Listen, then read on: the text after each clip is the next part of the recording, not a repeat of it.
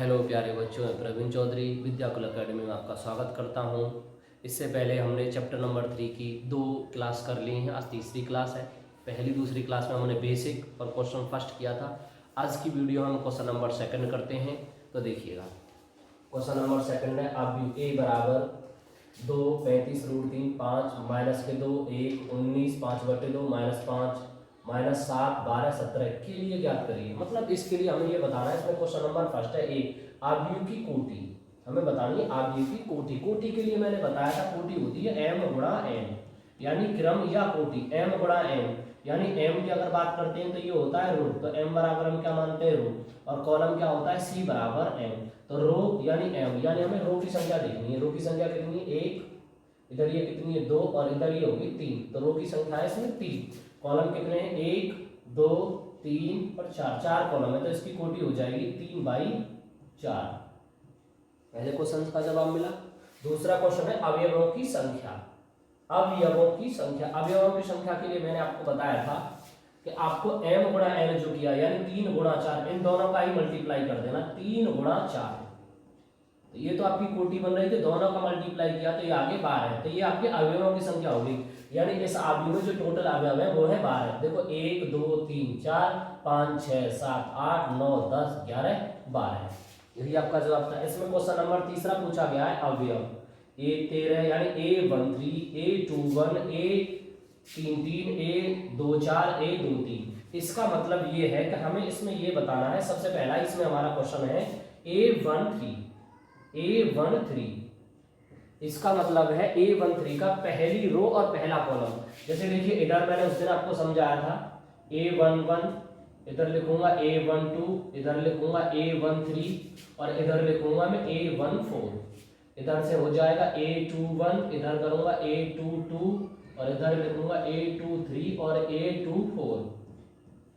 इसके बाद A31 A32 और A33 और ये हो जाएगा A34। इसका मतलब ये पहली रो, ये दूसरी रो और ये तीसरी रो। A11 का मतलब पहली रो और ये पहला कॉलम, ये दूसरा कॉलम और ये तीसरा कॉलम और ये चौथा कॉलम। पहली रो का पहला कॉलम, पहली रो का दूसरा कॉलम, पहली रो का तीसरा कॉलम, पहली रो का चौथा कॉलम। ऐसे इधर दूसरी रो का पहला कॉलम, दूसरी रो का दूसरा कॉलम, दूसरी रो का तीसरा कॉलम और दूसरी रो का चौथा कॉलम।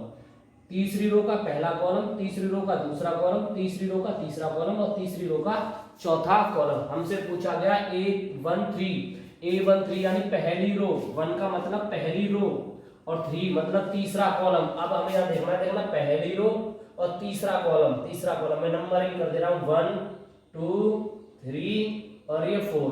तो कौन सा हो गया ये पहली रो तीसरा कॉलम। देखना पहली रो और तीसरा कॉलम का आंसर कितना मिला आपको ये 19। इसके बाद दूसरा देखिए, दूसरा पूछा गया हमें A21, तो हम यहाँ लिखेंगे A21 का 2 का मतलब है दूसरी रो, A2 का मतलब दूसरी रो और 1 का मतलब पहला कॉलम। तो देखो दूसरी रो पहला कॉलम, दूसरी रो पहला कॉलम, ये दूसरी रो और ये पहला कॉलम। तो इधर देखना दूसरी रो और पहला कॉलम, तो कितना आ रहा है दूसरी रो पहले कॉलम पे 35, तो आपका आंसर भी क्या हो जाएगा 35। अगला क्वेश्चन देखिए, इसमें पूछा गया A33 मतलब तीसरी रो और तीसरा कॉलम। तीसरी रो कौन सी है, ये रही। तीसरा कॉलम कौन सा है 1 2 3, ये रहा। तो यहाँ देखिए पहली रो, दूसरी रो और ये तीसरी रो, तो पहला कॉलम, दूसरा कॉलम, तीसरा कॉलम, पहली रो यानी तीसरी रो और तीसरा कॉलम। तीसरी रो तीसरे कॉलम पे कितना आ रहा है -5, तो आपका आंसर भी कितना हो जाएगा ये -5। आगे पूछा गया आपसे A24, यहाँ आप लिखोगे A24 का मतलब है दूसरी रो और चौथा कॉलम। तो दूसरी रो देखना ये रही दूसरी रो, चौथा कॉलम कौन सा होगा, ये रहा। इधर देख लेना पहला कॉलम, दूसरा कॉलम, तीसरा कॉलम, चौथा कॉलम। चौथा कॉलम तो ये है। अब इसमें पूछा गया है कौन सा हमें,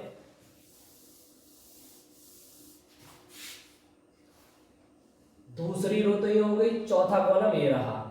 अब दूसरी रो ये है और चौथा कॉलम ये है, तो आपका आंसर कितना आ जाएगा यहाँ पे 12 आ जाएगा। आगे पूछा गया आपसे A23 का मतलब दूसरी तो रो है और तीसरा कॉलम है, तो दूसरी रो और तीसरा कॉलम, पहला कॉलम, दूसरा कॉलम, तीसरा कॉलम, तो ये आपका आंसर हो जाएगा 5/2। 5/2। नेक्स्ट क्वेश्चन देखिए। देखो ये है तीसरा क्वेश्चन। देखो इसमें पूछा क्या गया है, पहले ये देखते हैं। क्वेश्चन में पूछा गया है यदि किसी आव्यूह में, यानी कोई आव्यूह उसमें 24 अवयव है, यानी जिसमें अवयवों की संख्या है 24, तो इसकी संभव कोटियां क्या होंगी। जब इसमें अवयव 24 है तो इसकी क्या कोटियां बन सकती हैं, हमें ये बताना है। फिर इसके बाद इसमें और पूछा गया है यदि इसमें 13 अवयव है, अब इसमें 13 अवयव हो तो इसकी क्या कोटियां होंगी। देखो जब 24 अवयव हैं तो 24 अवयव के अकॉर्डिंग हम कोटियां कैसे बना सकते हैं, सबसे पहले हमें वो देखना है। तो देखो सबसे पहले हम लिख सकते हैं 24 गुणा 1, ये कोटि बन जाएंगी। इसका मतलब 24 रो कर सकते हैं और एक कॉलम कर सकते हैं। इसको फिर हम नेक्स्ट ये लिख सकते हैं पहले, यानी 1 और 24, यानी 1 और 24 का मतलब एक रो कर सकते हैं और 24 कॉलम कर सकते हैं। फिर इसके बाद आप बना सकते हो इसे 12 मल्टीप्लाई 2, 12 मल्टीप्लाई 2, इसका मतलब है 12 तो आप रो कर सकते हो, 2 कॉलम कर सकते हो।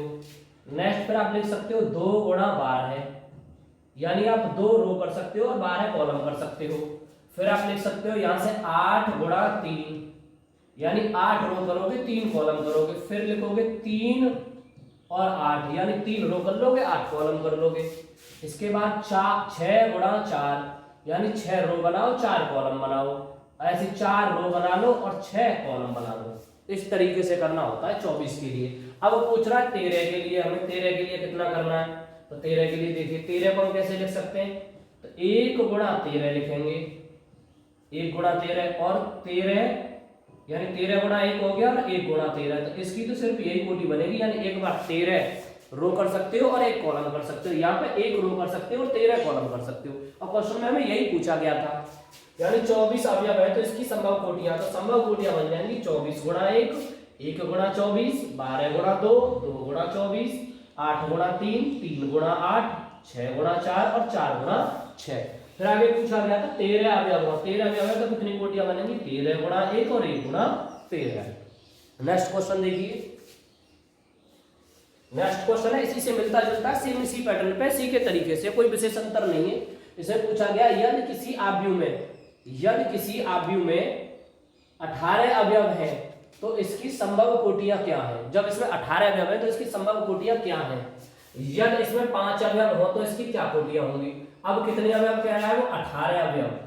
अब 18 अवयव के लिए हम कितनी कोटियां बना सकते हैं, सेम उसी तरीके से करना है हमें। तो देखो 18 के लिए सबसे पहले तो हम लिख लेंगे 18 गुणा 1, एक कोटि तो ये बन जाएगी। दूसरी बन जाएगी 1 गुणा 18, तीसरी बनेगी 9 गुणा 2, चौथी बन जाएगी 2 गुणा 9, फिर बन जाएंगे 6 गुणा 3 और फिर बना देंगे 3 गुणा 6, यही बनती है। देखो 18 गुणा 1, इसका मतलब 18 का हम रो कर सकते हैं और 1 कॉलम कर सकते हैं। इसका मतलब 1 कॉलम कर सकते हैं, यानी 1 रो कर सकते हैं और 18 कॉलम कर सकते हैं। यहाँ पे 9 रो हो जाएंगी और 3 कॉलम, 2 कॉलम हो जाएंगे। ऐसे यहाँ पे 2 रो हो जाएंगी और 9 कॉलम हो जाएंगे। इसी तरीके से आपको 6 रो हो जाएंगे, 3 कॉलम हो जाएंगे, या 3 रो हो जाएंगे, 6 कॉलम हो जाएंगे। इसी तरीके से करना है इसको आगे कंटिन्यू।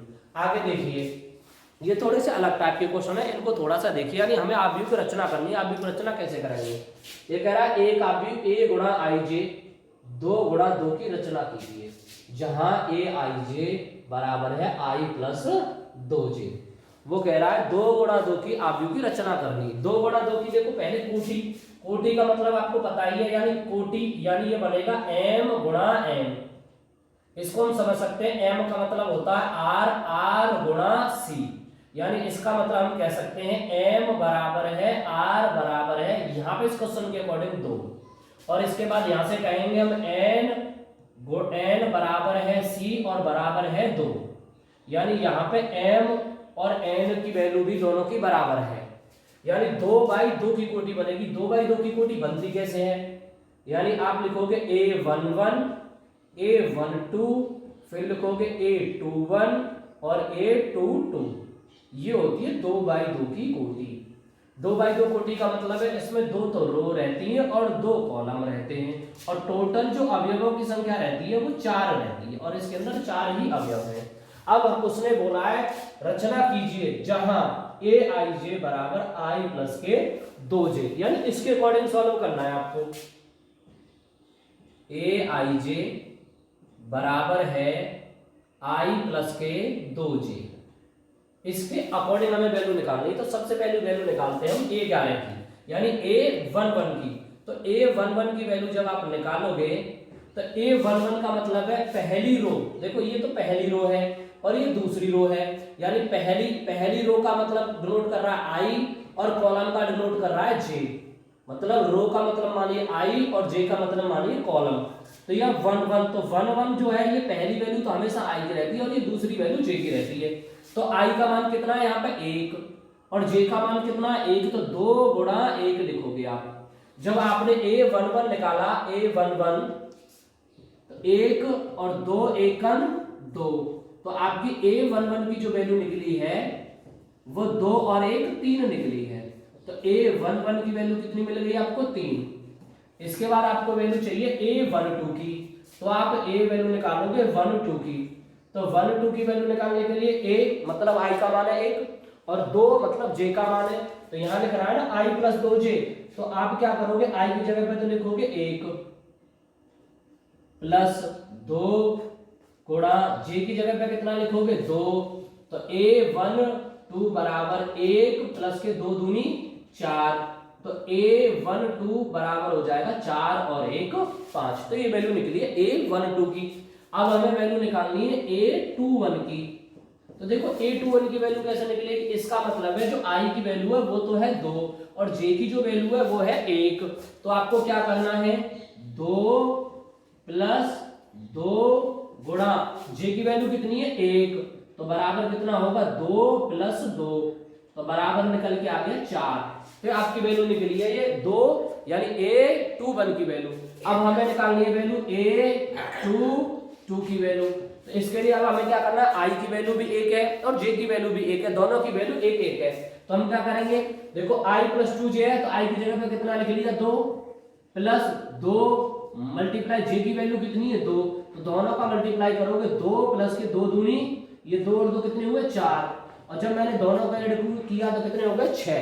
अब देखो मुझे A11 की वैल्यू पता है, A12 की वैल्यू पता है, A21 की वैल्यू पता है और A22 की वैल्यू पता है।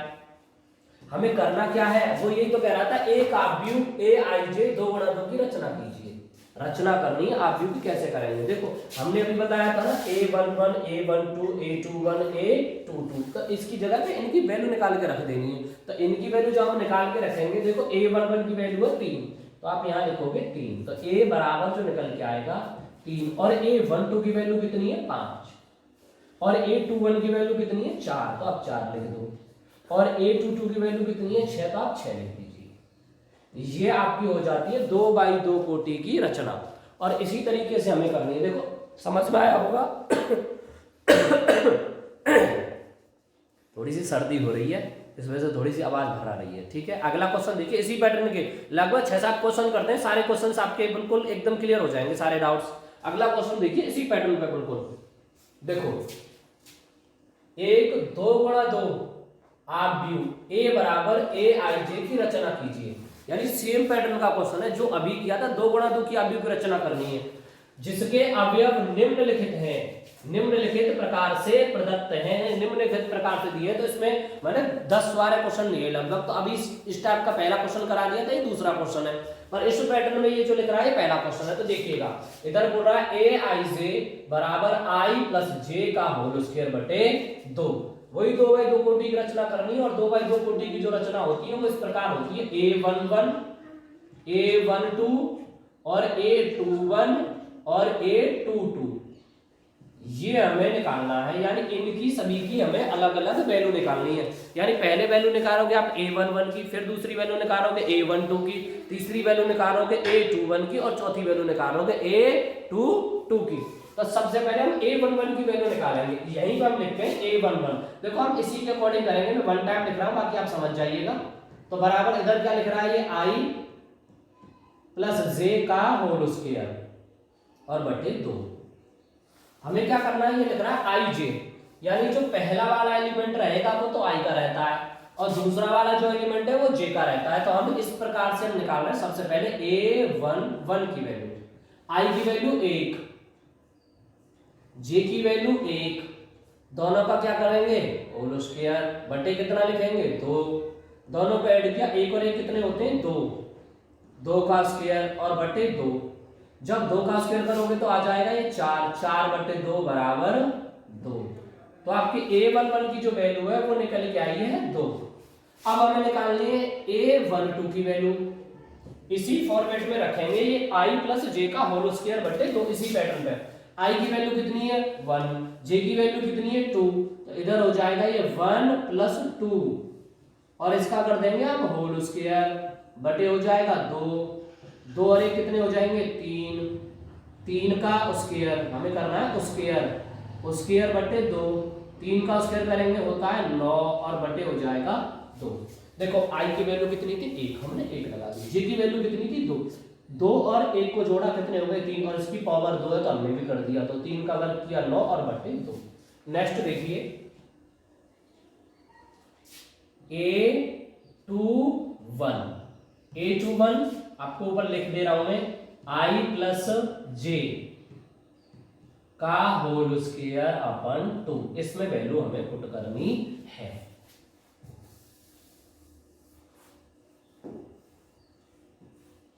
तो देखिए हमें चाहिए A21 की वैल्यू, A21 की जब वैल्यू निकालोगे तो देखो i की वैल्यू कितनी है, तो j की वैल्यू कितनी है 1, तो i की जगह पर i की वैल्यू, j की जगह पर j की वैल्यू।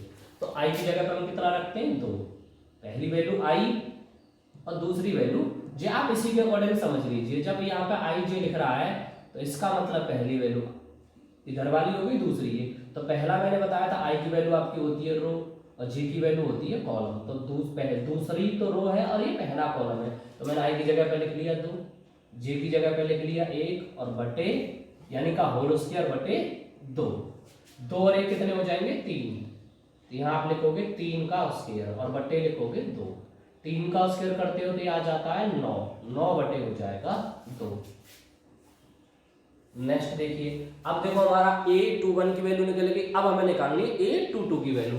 तो जब हम A22 की वैल्यू निकालेंगे तो सेम काम वहां पे भी ये करना है। अब देखो i बराबर भी 2 है और j बराबर भी 2 है, क्योंकि ये i होता है और ये j होता है, तो हमने i बराबर 2 लिख दिया, j बराबर 2 लिख लिया।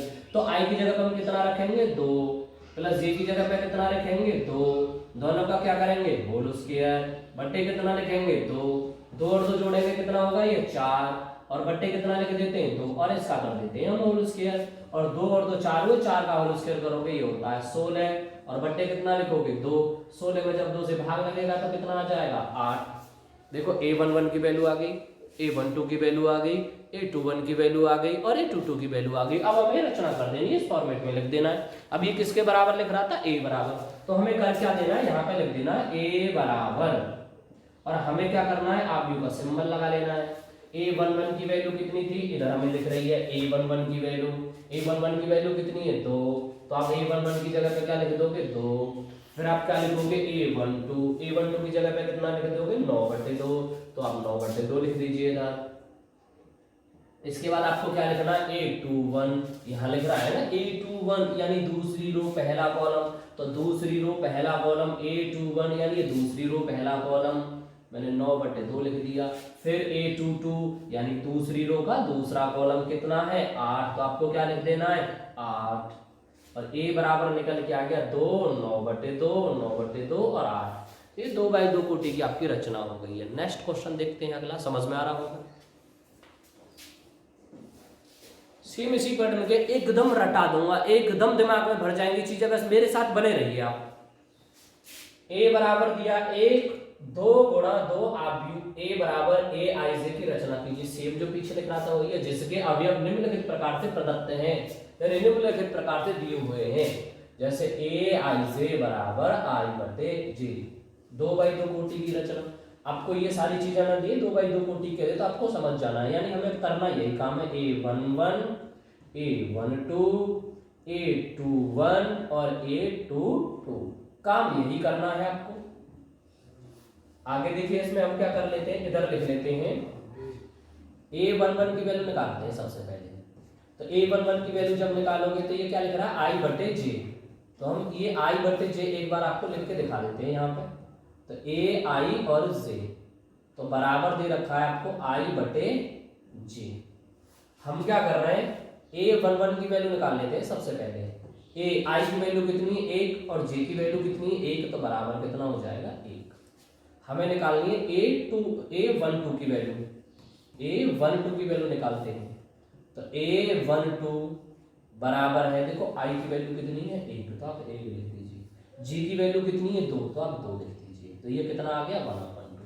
तो A12 की वैल्यू मिल गई। नेक्स्ट देखिए आपको निकालनी है वैल्यू A21 की।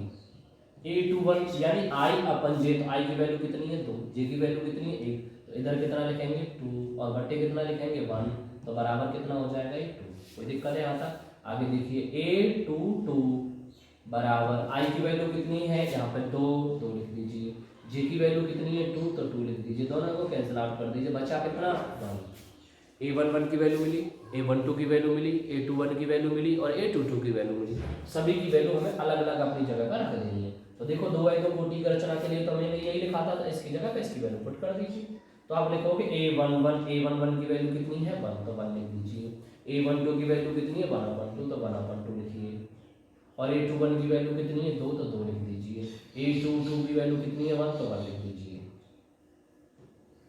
ये आपकी 2 बाई 2 कोटि की रचना हो गई।